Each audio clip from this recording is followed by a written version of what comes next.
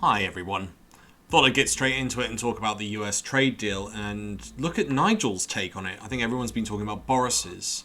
But let's have a look at what Nigel had to say about this US trade deal, because obviously he was one of the leading faces of Brexit. And interestingly, it was his best friend, this Goit. I mean, I appreciate there's like three of them at least within this picture, but the one on the left is also involved in this US trade deal because he was saying all the way through it was going to be easy, and he was working with Nigel quite extensively to get this through. But then we have the interesting situation involving this great man, and yeah, I'll get you a better picture, who both Nigel and Boris proceeded to slag off. And I've got some really interesting takes on Nigel's dealings with Obama and perspective, and then how he turns out to be a hypocritical bastard. And I will show that later, and I use that language colourfully and acceptingly.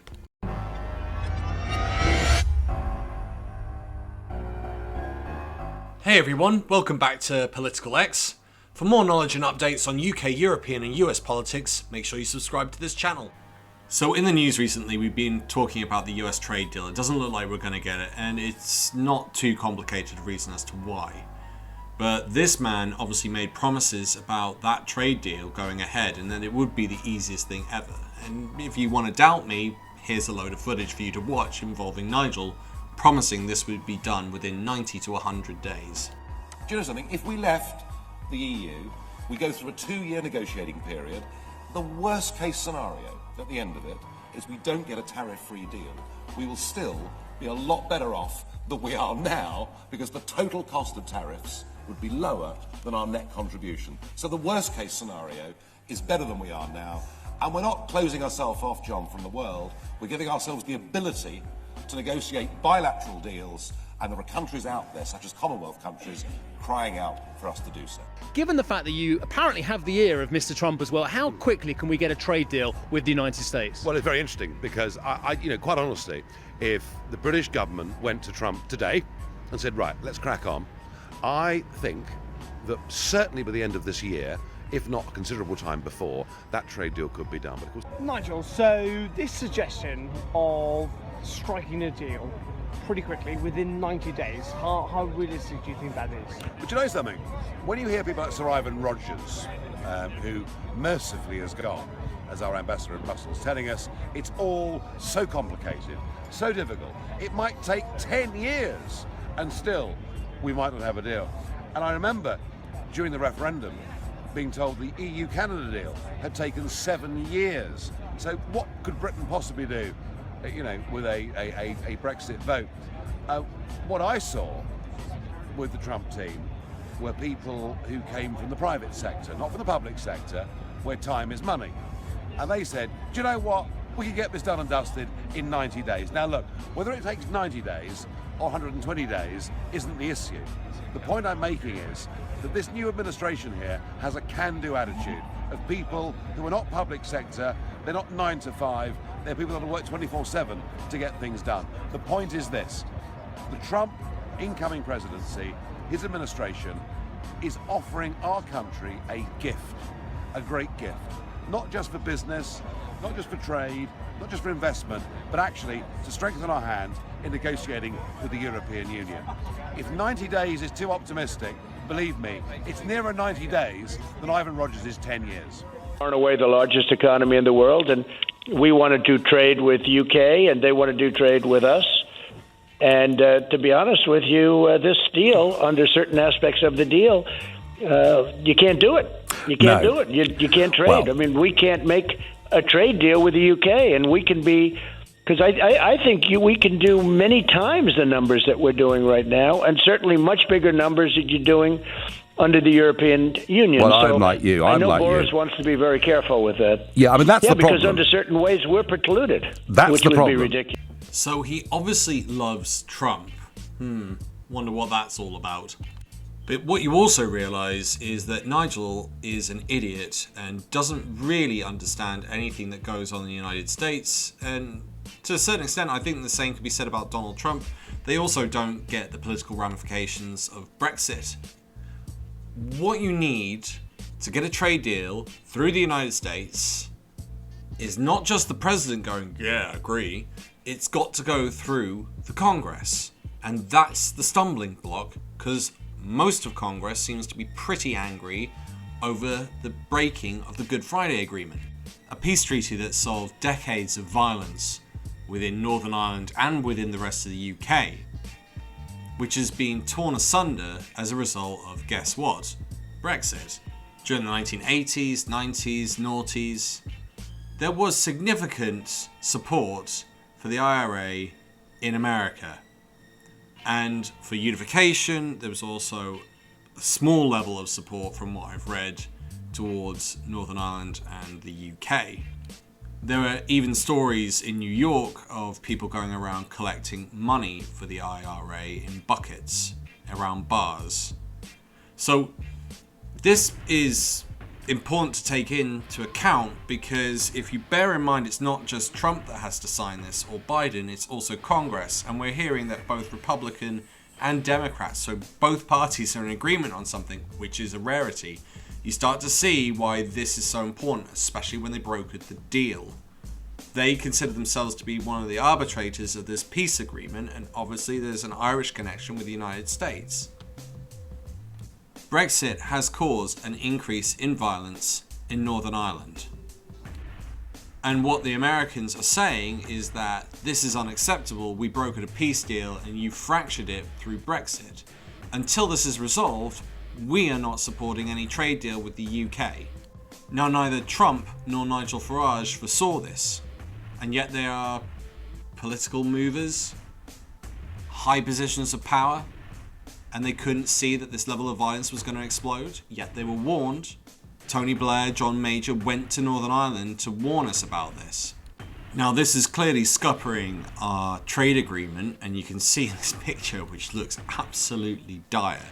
Biden is leaning away from Boris. You know, sometimes I talk about body language. I've got some knowledge about it. He looks particularly uncomfortable.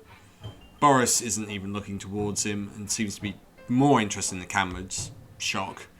And yeah, it's not a flattering picture, but the main thing here is that Biden has Irish heritage, and well, have a listen for yourself, because it's not just him, it's obviously Congress that he brings into this, and that's the important factor. This is what Farage and Donald Trump couldn't get into their thick heads and couldn't recognize that this issue with Brexit was going to come up and cause severe problems.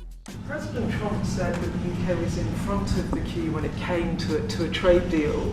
You seem to have a different approach. Is that because of your heritage, your concern about the Irish protocol? Is that what's holding it back when it comes to doing this deal with the UK? There are two separate issues. On the deal with the UK, that's continued to be discussed. But on the protocols, I feel very strongly about those. We spent an enormous amount of time and effort in the United States. It was a major bipartisan effort made, and I would not at all like to see, nor I might add, would many of my Republican colleagues like to see a change in the Irish Accords, the end result having a closed border again. And that is absolutely right. And on that point, Joe, you know, we are completely at one, and I think nobody wants to see anything that interrupts or unbalances the Belfast Good Friday Accords. That's the Belfast Good Friday Agreement. Except for violence. He's happy with violence taking place in Northern Ireland because they've had to put a border somewhere, and it either goes on the border between Northern Ireland and Ireland, which then breaks the Good Friday Agreement, or it goes in the Irish Sea, which he promised the Unionists it wouldn't, but he still did it anyway because there was no choice, and there have to be customs checks somewhere. Then have a listen to the leader of the House of Representatives, that's one of the chambers in Congress, this is Nancy Pelosi, and what she thinks of this. It's a very simple message. They know it. They've heard it. I've said it to the Doyle. This is not anything we've hidden under a bush. There will be no bilateral U.S.-UK agreement if the border, the Good Friday Accords in regard to the border are changed. And actually, how can they walk away from an international agreement. How do you trust that? We've made an international agreement. This is how we'll go forward. Oh, never mind. Oh, never mind. But anyway, again, their self-determination is up to them. Our trade relations are up to us. So, as stated, nothing's going to happen until this is resolved. I can't see this being resolved until we join the customs union or the single market, because the barriers and the borders have to go down. End of. And it's just not going to happen with Brexit. So we're in a complete mess. But it also gets better with Nigel. Nigel did something really interesting that he criticised earlier. Shock. It's hypocrisy from Nigel Farage. Who would have thought it? But also it's pretty traitorous. He's a bit of a traitor here.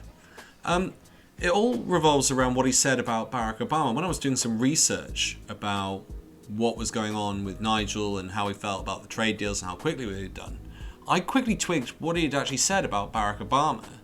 And then he goes and does it with Donald Trump.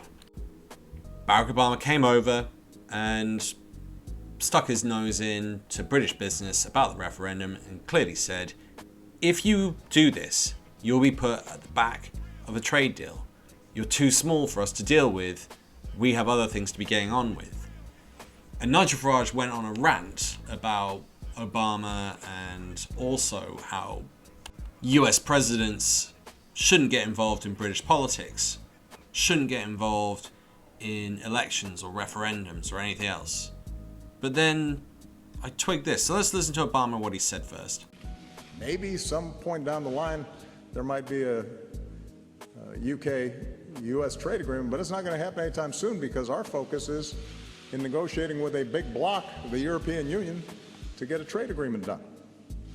And UK is going to be in the back of the queue. So Obama's been proven correct. He also brings into the fact that we've got an issue with the Good Friday Agreement. So this is just kicked into the long grass. We are not dealing with this for a long time. Here's Nigel's response the next day. Well, President Barack Obama, he's just gone in and Hillary Clinton ways in that. I mean, do you object on the basis that they should just keep their noses out in spite of the fact that they're the most powerful nation on earth and have a special relationship with this country? Well, I think, you know, if we were to intervene, if a British Prime Minister was to intervene in a presidential election, America would go absolutely berserk and say this was ridiculous outside interference. I'd rather he'd said nothing, but let's just analyse what he did say. And your little clip there. He said we'd be at the back of the queue, didn't he? Back of the queue. No, interesting, isn't it? Do you smell a rat with queue? Interesting, isn't it? Americans don't use the word queue. They use the word line. So he's come over here to parrot the Downing Street line. He's done it again with the interview yesterday when he said a trade deal could take 10 years. I mean, just put a naught on. I mean, why not? Just exaggerate the whole thing. He's parroting the Cameron line. So it's not just... Except, Nigel, that's exactly what's happened because Brexit has damaged the Good Friday Agreement and therefore you're not getting a deal. So actually he's been proven correct. You don't know what you're talking about and yet you hang around a lot with this guy. This ethical monstrosity, this disgusting piece of rubbish. I am talking about Donald Trump. I have worse words to say about Epstein and Maxwell. However, Nigel seems to be okay with having the president, Donald Trump, on his radio show talking about how British politics should be run. Far and away the largest economy in the world, and we want to do trade with UK, and they want to do trade with us. And to be honest with you, this deal, under certain aspects of the deal, you can't do it. You can't do it. You can't trade. Well, I mean, we can't make a trade deal with the UK, and we can be... Because I think we can do many times the numbers that we're doing right now, and certainly much bigger numbers that you're doing under the European Union. Well, so I'm like you. I know Boris wants to be very careful with that. Yeah, I mean, that's the problem. Because under certain ways we're precluded, which would be ridiculous. As I've said time and time again, he's a complete hypocrite. And frankly, Nigel will do deals with the devil. He will hang out with alleged paedophiles. He will quite happily mud wrestle his own mother to achieve Brexit. I hope you enjoyed my political observations this week. If you'd like to support me, please share the video with others and post about it on social media. If you're keen for more, subscribe, comment, like, and hit that notification button. Thanks for listening, and see you next time on Political X.